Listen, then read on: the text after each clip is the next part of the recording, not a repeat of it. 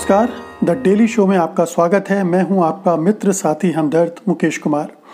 दोस्तों, आप सत्य हिंदी को देख रहे हैं, उसे पसंद कर रहे हैं, ये हमारे लिए बहुत खुशी की बात है। हम चाहते हैं कि हमारा आपका ये संबंध प्रगाढ़ हो, मजबूत हो। इसके लिए हम आपसे गुजारिश करते हैं कि आप कृपया इस वीडियो के साथ दिए गए डिस्क्रिप्शन में जाएं, उसमें नीचे एक लिंक है, उस लिंक को क्लिक करें। उम्मीद है कि आप ऐसा ज़रूर करेंगे। तो आइए अब शुरू करते हैं आज का द डेली शो। दोस्तों, आप तो जानते हैं कि पाकिस्तान में तख्ता पलट की जो अटकलबाजियां हैं वो कभी ख़त्म नहीं होती, चलती रहती हैं।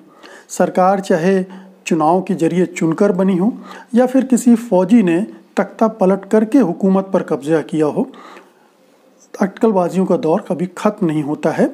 ये लगातार चलता रहता है कि अब इसका तख्ता पलट होने वाला है। एक ही सूरत है जिसमें तख्ता पलट की गुंजाइश कम हो जाती है, और वो ये है कि जो भी सत्ता में है उसे 3 लोगों का समर्थन प्राप्त हो। एक अमेरिका का, दूसरा अल्लाह का और तीसरा आर्मी का। लेकिन ऐसा बहुत कम होता है कि किसी को इन तीनों का समर्थन लंबे समय तक प्राप्त हो। इसलिए 5 साल सरकार चलाना किसी के लिए भी बड़ी चुनौती होती है। अब देखिए कि पाकिस्तान में एक बार फिर से राजनीति करवट ले रही है। वहाँ कोरोना संकट के बाद नई स्थितियाँ बन गई हैं और कहा जा रहा है कि इमरान खान के दिन अब चंद दिन रह गए हैं। इमरान खान चंद दिनों के मेहमान हैं। इसकी वजह यह है कि जिस तरह से वो कोरोना संकट से निपट रहे हैं उससे अच्छी खासी एक नाराज़गी है। आम लोगों में तो है ही, विपक्षी दलों में तो है ही, लेकिन आर्मी भी यानी सेना भी उनसे खुश नहीं है। और यही वजह है कि ये दूरियां जो सेना और इमरान खान के बीच बढ़ती जा रही हैं और वो किसी दिन तख्ता पलट के रूप में सामने आ सकती हैं। ये अटकलबाजी का एक नया आधार बन रहा है। दरअसल क्या है कि फरवरी के मध्य में ही ये खबर आ गई थी कि अब संक्रमण पाकिस्तान में फैल रहा है। 20 या 26 फरवरी के आसपास पहला कोरोना का पॉजिटिव पेशेंट मिला था। लेकिन इमरान खान साहब ने इसको बहुत हल्के में लिया, बल्कि उन्होंने इसे सामान्य फ्लू का नाम देकर टालने की कोशिश की। फिर उन्होंने कहा कि लॉकडाउन नहीं लगाएंगे क्योंकि लॉकडाउन से जो लाखों लोग हैं उनके रोज़गार चले जाएंगे, उनके सामने भूखे मरने की नौबत आ जाएगी। और इस तरह से वो लॉकडाउन के खिलाफ भी बोलते रहे, लॉकडाउन का विरोध करते रहे। इससे हुआ ये कि जो कोरोना वायरस का संक्रमण है वो तेज़ी से फैलता चला गया और आज की तारीख में वहाँ पर 12,000 से ऊपर लोग इससे संक्रमित हैं और करीब 300 मौतें हो चुकी हैं। 20 करोड़ के मुल्क में एक ये अच्छी तादाद है संक्रमण की और लगातार तेज़ी से बढ़ रही है। तो पाकिस्तान की जो आर्मी है, जो सेना है, उसको लगा कि इमरान खान साहब ये कड़ा स्टेप लेना नहीं चाहते हैं, वो ढीला ढाला रवैया अपना रहे हैं। तो उसने फिर एक कदम आगे बढ़ाया। 22 मार्च को इमरान खान ने राष्ट्रीय टेलीविज़न पर देश को संबोधित कहा और कहा कि हम लॉकडाउन नहीं करेंगे। और उसके ठीक 24 घंटे के अंदर आर्मी के प्रवक्ता बाबर इख्तियार ने घोषणा कर दी कि लॉकडाउन लगा रहे हैं। तो इससे पाकिस्तान की हुकूमत का, इमरान की जो प्रधानमंत्री हैं, उनकी बहुत किरकिरी हुई, क्योंकि एक तरफ वो कुछ बोल रहे हैं और उसके 24 घंटे के अंदर ही आर्मी ने उनके बिल्कुल उलट बयान दिया और लॉकडाउन इम्पोज कर दिया बाकायदा। न केवल लॉकडाउन लगा दिया, बल्कि जो तमाम बड़े शहर हैं पाकिस्तान के, वहाँ सेना की तैनाती भी कर दी ताकि लॉकडाउन को ठीक से लागू किया जा सके। यही नहीं, उन्होंने ISI को भी लगा दिया कि जो कोरोना के पेशेंट हैं उनकी ट्रेसिंग और ट्रैकिंग के लिए वो काम करे। यानी खुफिया एजेंसी जो दूसरे काम करती रही है उसको कोरोना से लड़ने के मामले में भी झोंक दिया गया। तो आर्मी ये साबित करना चाह रही थी या करना चाहती होगी कि इमरान खान से ये मामला नहीं संभलने वाला है और ऐसी संकट की घड़ी में पाकिस्तान को सेना की ही ज़रूरत पड़ेगी, फ़ौज ही इस तरह के संकट से निकाल सकती है। तो एक बार फिर उसने एक सिविलियन गवर्नमेंट को, जो नागरिक सरकार है, उसको डिस्क्रेडिट करने की एक कोशिश कर दी। जिसका एक संकेत आप ये कह सकते हैं कि इमरान खान के लिए खतरे की घंटी बजा दी गई। अब क्या है कि अगर आपको लग रहा है या दुनिया को लग रहा है कि इमरान खान के तख्ता के पलट की संभावनाएं अब प्रबल हो चली हैं और आने वाले दिनों में अगर कोरोना संकट गहराया तो ये हो सकता है, तो इसके लिए आपको कुछ चीज़ों पर हमेशा ध्यान रखना चाहिए, गौर करना चाहिए। अव्वल तो ये कि जो मैंने अभी कहा कि कोरोना से निपटने के मामले में उनका रवैया बहुत ढीला ढाला रहा।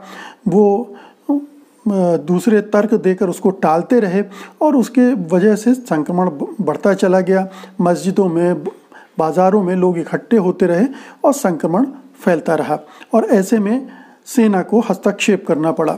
इसके बाद जब लॉकडाउन लग भी गया तब भी मस्जिदों में लोग नमाज पढ़ने के लिए आते रहे और हद तो तब हो गई जब रमज़ान शुरू हुआ और रमज़ान के पहले सरकार ने जितने भी मुल्ला मौलवी थे उनसे एक समझौता किया, 20 सूत्री समझौता, कि ठीक है मस्जिदों में लोग आएंगे नमाज पढ़ने, लेकिन इन चीज़ों का ख्याल रखा जाए, सोशल डिस्टेंसिंग का, कितनी दूरी से रहेंगे और क्या क्या करेंगे। 20 ऐसे उन्होंने सूत्र दिए।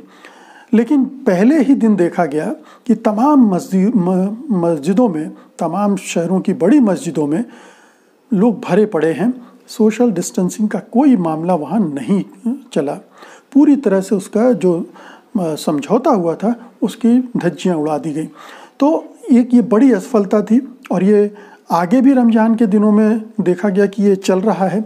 तो एक बार फिर से आर्मी को हस्तक्षेप करना पड़ा कि किस तरह से इसको लागू किया जाए और फिर उसने इस पर जोर दिया।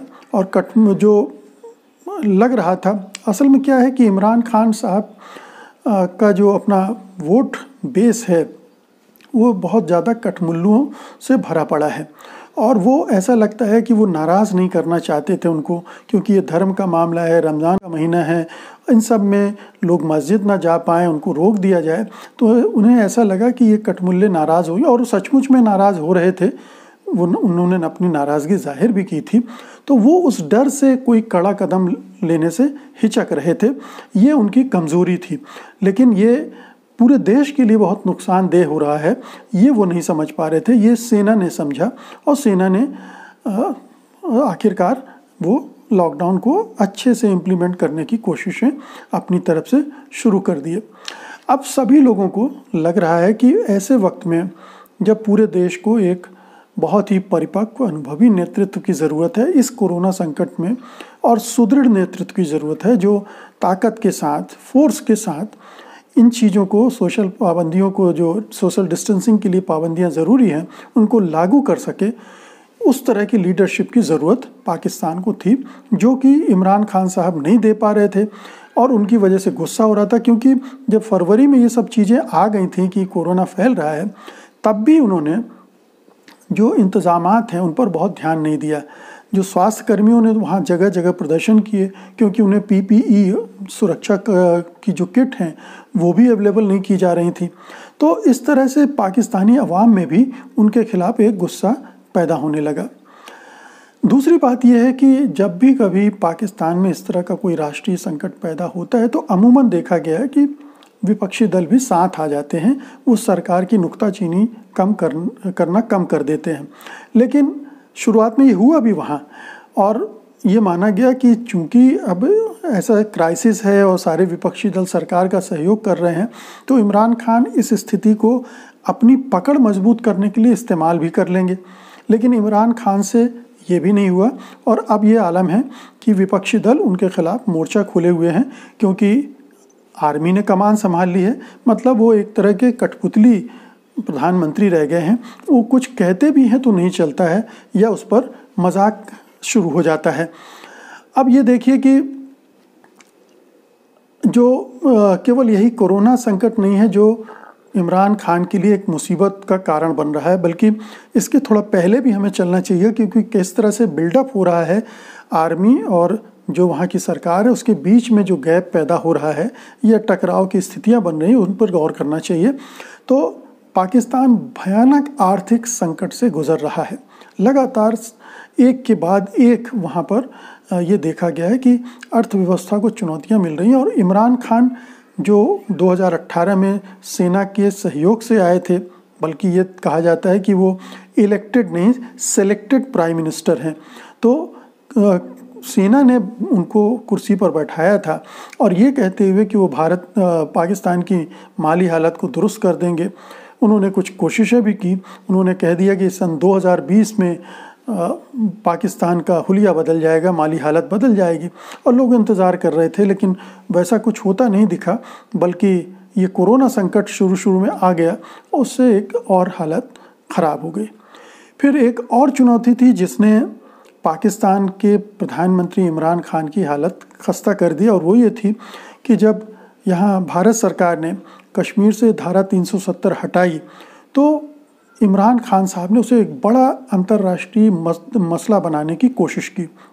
वहाँ की आवाम भी ये चाहती थी, क्योंकि कश्मीर का मसला उनके लिए भी उतना ही संवेदनशील रहा है, और ख़ास तौर से जो कट्टरपंथी जमातें हैं वो इस मामले में बहुत ज़्यादा एग्रेसिव हो जाती हैं।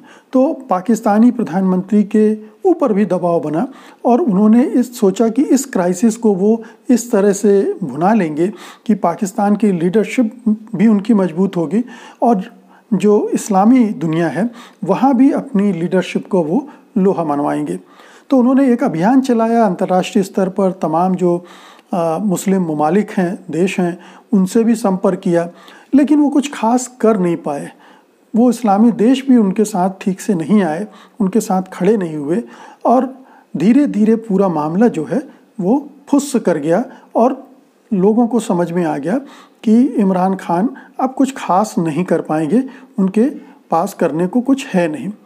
फिर तीसरी चीज़ जो थी कि जब सत्ता में आए थे इमरान खान साहब, तो उन्होंने वादा किया था कि ये जो पिछले शासनकाल रहे हैं करप्शन के रहे हैं और वो बिल्कुल साफ़ सुथरी सरकार देंगे।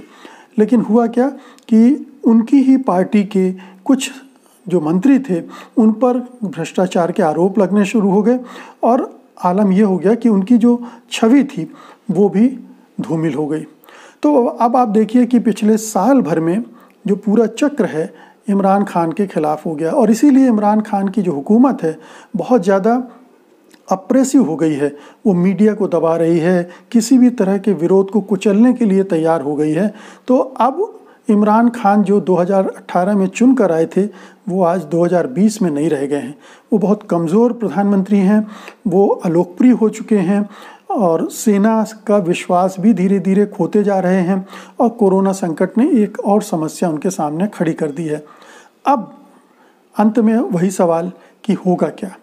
क्या इमरान खान जाएंगे? क्या उनका तख्ता पलट हो जाएगा इस कोरोना संकट के दौरान या इसके तुरंत बाद? ये काफ़ी कुछ दारोमदार इस पर निर्भर करता है कि इमरान खान अभी भी अपने पत्ते किस तरह से खेलते हैं। अगर वो सेना के साथ मिलकर अभी भी अपनी चीज़ें दुरुस्त करते हैं और सहयोग करते हैं और कोरोना संकट से निपटने में ठीक ढंग से अगुवाई करते हैं देश की, तो शायद मामला उतना नहीं बिगड़ेगा। लेकिन अगर कोरोना संकट से बहुत सारी मौतें हुई और वो इनको संभाल नहीं पाए, तो आर्मी से भी उनकी दूरी होगी और आम आवाम भी उनसे बुरी तरह खफा हो जाएगी। ऐसी सूरत में विपक्षी जो दल हैं वो भी हावी हो जाएंगे, क्योंकि उनको मुहिम चलाने के लिए बहुत बढ़िया एक आधार मिल जाएगा कोरोना का, और फिर उसमें बाकी चीज़ें जो पिछली हुई हैं वो सब जुड़ती चली जाएंगी। तो आप ये कह सकते हैं कि इमरान खान बहुत कमज़ोर विकेट पे खड़े हैं, और एक भी कोई तेज़ गेंद आएगी तो उनके स्टंप उड़ा सकती है। अब वो गेंदबाजी करने की स्थिति में नहीं है, आखिरी बैट्समैन के तौर पर वो क्रीज पर हैं, और जो दूसरी तरफ गेंदबाज हैं बहुत धुरंधर गेंदबाज हैं, और उनकी गेंदों को झेलना इमरान खान के बस में बहुत ज़्यादा नहीं होगा, बशर्ते वो अपनी ज़रा बैटिंग को दुरुस्त कर लें। अगर वो कर सकते हैं तभी उनकी सत्ता बच सकती है, अन्यथा अब वहाँ की सेना ऐसा लगता है कि तख्ता पलट की तैयारी कर रही है। तो मित्रों, ये था पाकिस्तान के जो राजनीतिक परिदृश्य बन रहा है उस पर मेरी टिप्पणी। उम्मीद है कि आपको ये अच्छी लगी होगी। अगर अच्छी लगी तो इसे लाइक कीजिएगा, इसे शेयर कीजिएगा और सत्य हिंदी को सब्सक्राइब भी कीजिए।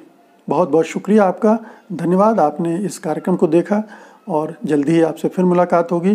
तब तक के लिए मुझे इजाज़त दीजिए। नमस्कार।